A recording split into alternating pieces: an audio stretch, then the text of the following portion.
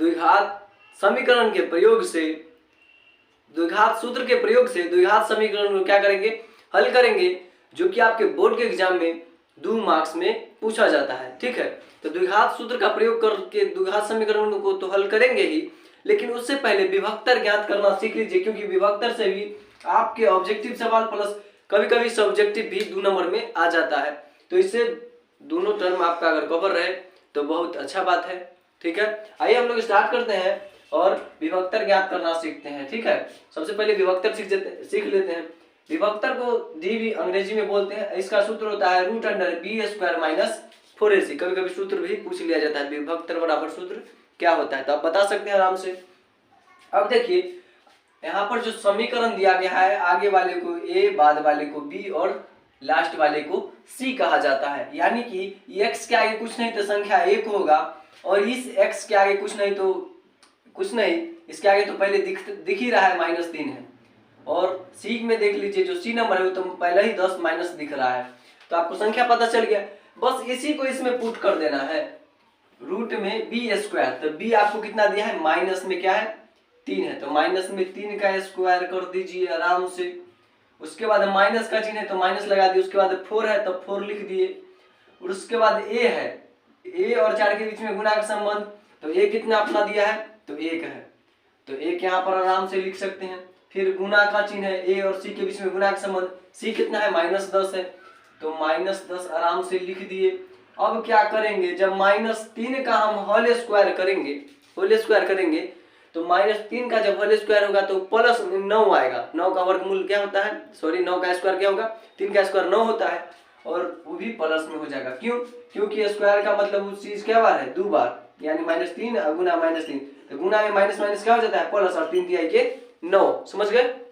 अब देखिए यहाँ पर -4 में जब 1 से करेंगे तो -4 रह जाएगा, और माइनस माइनस क्या हो जाएगा, प्लस, और 10 चौके 40। अब बताइए रूट में 9 और इधर से क्या है आपका 40, तो 40 9 कितना हो जाएगा 49, और 49 का वर्गमूल आप जानते हैं कितना होता है 7। ये हो गया आपका विभक्तर ज्ञात। ठीक है, 7 आंसर। तो 2 नंबर में भी पूछ सकता है, 1 नंबर में भी पूछ सकता है, ऑब्जेक्टिव में इसका फॉर्मूला भी पूछ लेता है। आई होप आप लोग को ये समझ में आया होगा।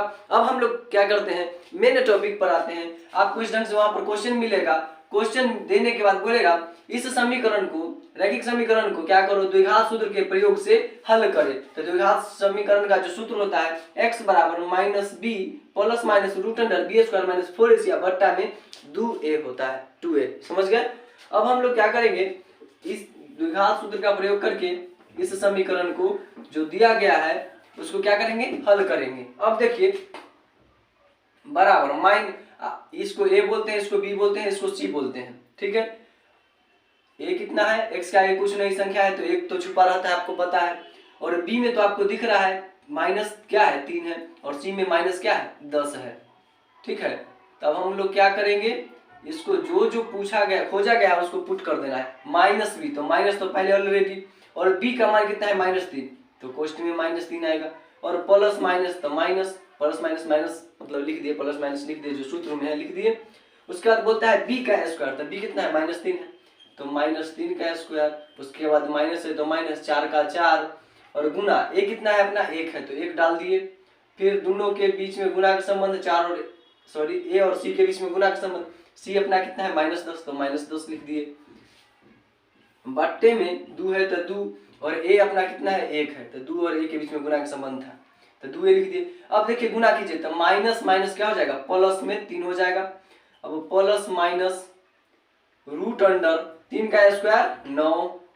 अब देखिए -4 में 1 से करेंगे तो -4 रह जाएगा, लेकिन माइनस माइनस इधर प्लस हो जाएगा, और 4 दाएं के क्या हो जाएगा, प्लस में 40 हो जाएगा। बट्टे में 2 में 1 से गुना तो 2 हो जाएगा आपका।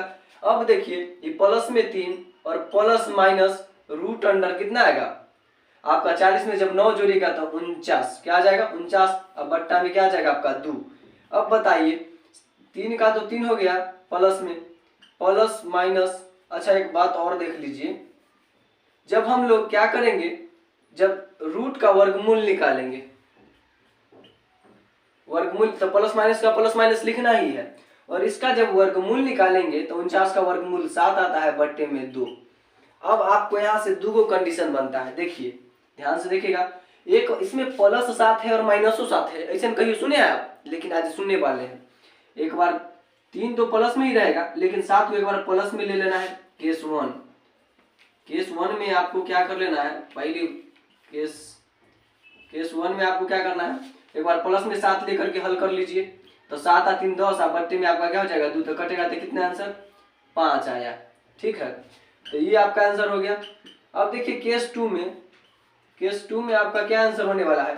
अभी इधर क्या कर लिए हैं आप, प्लस में ले लिए थे, अब इधर क्या करते हैं माइनस में लेते हैं। तो प्लस 3 आपका हो गया, माइनस में क्या हो गया 7, और बट्टे में आपका क्या हो गया 2 हो गया। अब क्या करेंगे, माइनस में ऊपर में 4 बचेगा और बट्टे में 2, 2 इकाई 2, 2 दूनी के 4, माइनस में आपका क्या आया 2 आंसर आया। ठीक है, यानी कि यहां से आपका केस 2 होने वाला है। जैसे ही आप क्या करते हैं वर्गमूल निकाल करके बाहर लाया संख्या को, तो ये प्लस माइनस 7 आया, तो एक बार प्लस 7 रख करके पूरा बना लीजिए, उसके बाद एक बार माइनस 7 रख करके बना लिए।